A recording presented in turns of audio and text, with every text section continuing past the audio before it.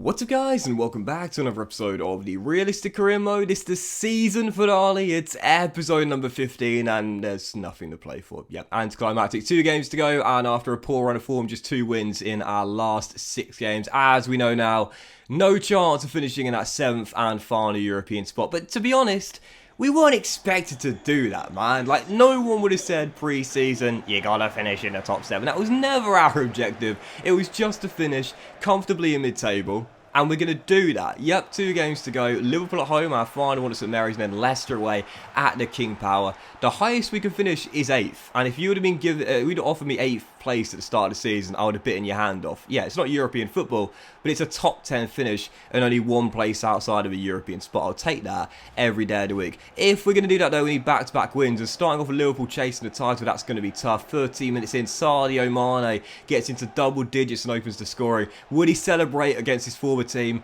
Of course he would. Just real briefly on celebrations as well. I really hope that EA in future versions of FIFA vary them up for the AI a little bit, because how frequently do you see the AI players run to their manager to celebrate? Don't get me wrong, every now and then it's pretty cool, and if it's a team that's under pressure, for example, or high flying, I guess it could be considered reasonably realistic.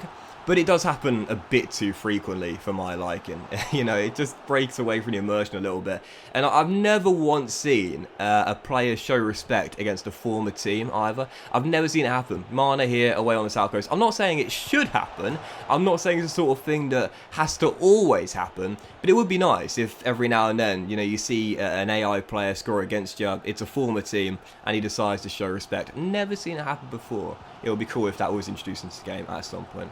Anyway, against the Reds here again, chasing the title. It was our final game with St Mary's of the season, though, and I didn't want to lose. It's been a tough run of form recently, just 2 wins in our last 6 games. I wasn't expecting a win, but I wanted at least a point in this game, and as you can see, after falling behind through Sadio Mane, the Reds also hit the post as well. Really even game this one, though. You know, Boti's created a lot of chances, and in the second half, Nathan Redmond, the former Canary and Birmingham winger, gets our leveller and makes it 1 with just his first goal of the season, and it proved to be the equaliser that would give us the point as well. Final score against Liverpool 1-1. Pep Guardiola, you are welcome, because that draw in this game gave Man City the title. But yeah, really even game this one. I felt we were slightly better than Liverpool. My finishing just wasn't really there, to be honest. But even so, I'll take the point in that game, no doubt about it. It's all about perspective, really, you know, because again, like 2 wins in 7 sounds really poor. But you got to remember, in this run of 7 games, we've had Chelsea, we've had Arsenal, we've had Liverpool. It's not exactly been an easy run of form for us here, but as you can see, with Man City now winning the title, the final day was really anticlimactic. The Championship had already been settled, the top 4 was settled, the Europa League and Europa Conference League places were settled, and on the final day, Leeds were basically safe as well. Watford had to go to Stamford Bridge and win, and Leeds needed to lose against Brentford to see a change in the bottom 3. It was one of the most anticlimactic final days of all time. That really was basically nothing to play for. But the question for us was, could we get a top 10 finish? Well, if we're going to do that, we had to beat Leicester away at the King Power. The Foxes had nothing to play for on the final game of the season, on the back of a really poor run of form, just 2 wins in 7. I gotta say, I was hopeful, I was feeling confident after the draw against Liverpool. I could put it out of the bag, but only a win would do on the final day. And you see my team as well. I didn't just throw out a load of fringe players and give some send-offs to players like Alex McCarthy, who's leaving on a free, for example. No, I picked a really strong lineup because I wanted a top 10 finish. I wanted to battle till the very, very end this season and try and break into the top 10. Heading into the game, 5 minutes in, we almost got a lovely goal here. Che Adams denied by Kasper Schmeichel, the Dane pushing us away for a corner, and 41 minutes and another chance here for the Saints, playing some good football in this first half. Armando sent down the left-hand side, tries to turn the Belgian Castagne, whip it in. Hamza wins it back, and then, well, you know, we've talked about goalkeepers in this year's FIFA quite a lot.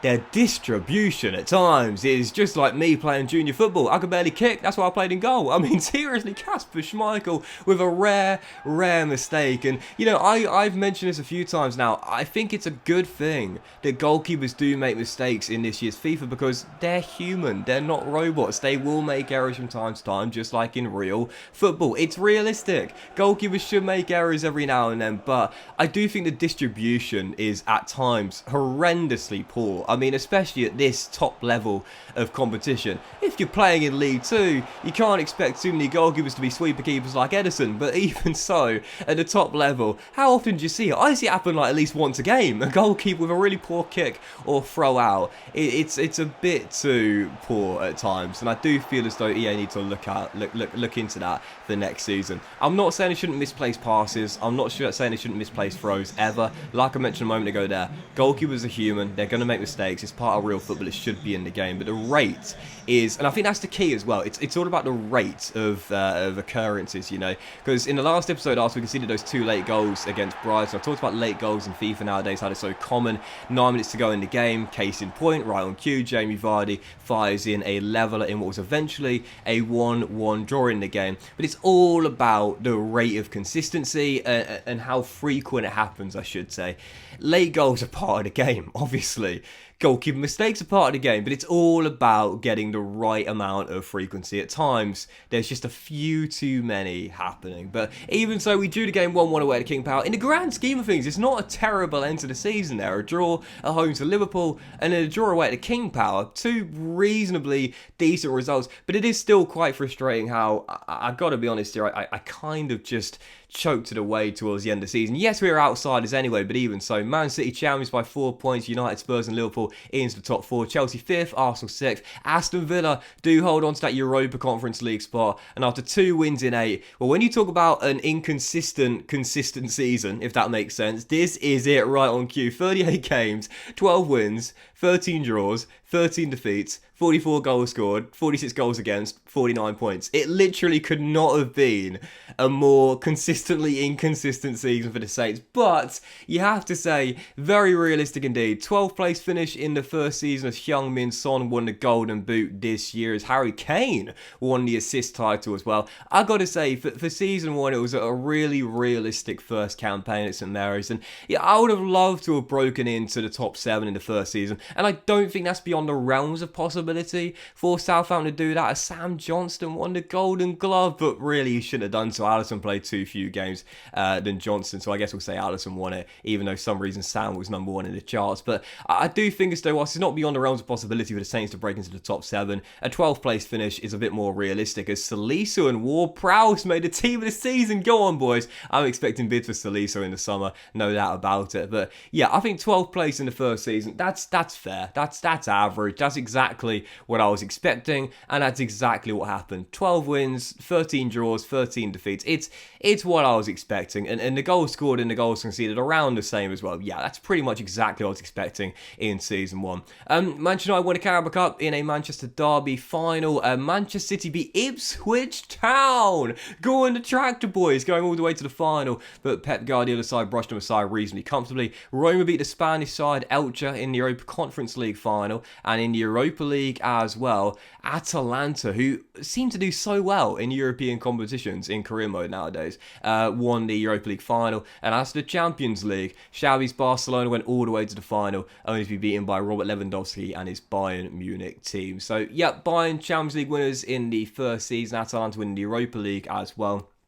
And as I run you through the team here at the end of season 1, I gotta say this is exactly what I wanted from season 1. I'll be totally honest here. Look, breaking into the top 7 would have been amazing, but in the first season, we're trying to do things as realistically as possible. I don't think, again, it's beyond the realms of possibility, but I wasn't targeting it in season 1. To me, it was all about finishing in mid-table with a reasonably good record. A few things to celebrate, such as Martel coming out of the academy and looking really decent, growing 5 ratings in season 1. Our new sign is coming in and doing really well. Ritsu Doan was probably my player of the season this year. Armando Broja said in the last episode he wants to stay on a permanent deal. I'm probably most happy about that more than anything else this season, because you know in the summer he's going to be my number 1 transfer target. JWP, the captain, Mr. Consistent, brilliant all season long. 7 goals and 7 assists in 42 games. The skipper was ever present in our team this year.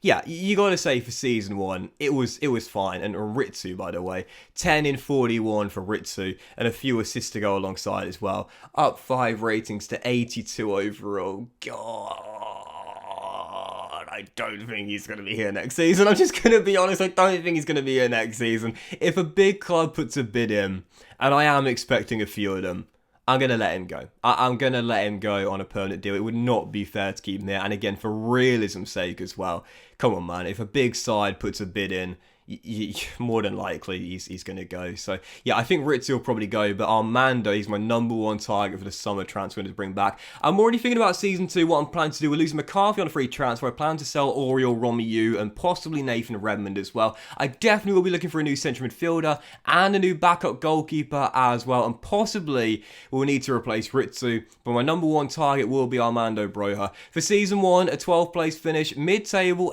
FA Cup quarter-finals. It's been a decent season 1, good foundations laid down, loads to celebrate and lots to do in the summer transfer window. But that will end the season 1, guys. Big thank you. Wish you enjoyed. If you please like. Much love to you all. Have a fantastic day, and I'll see you for the start of a brand new season, season 2, with big transfers to come, I'm sure, very soon.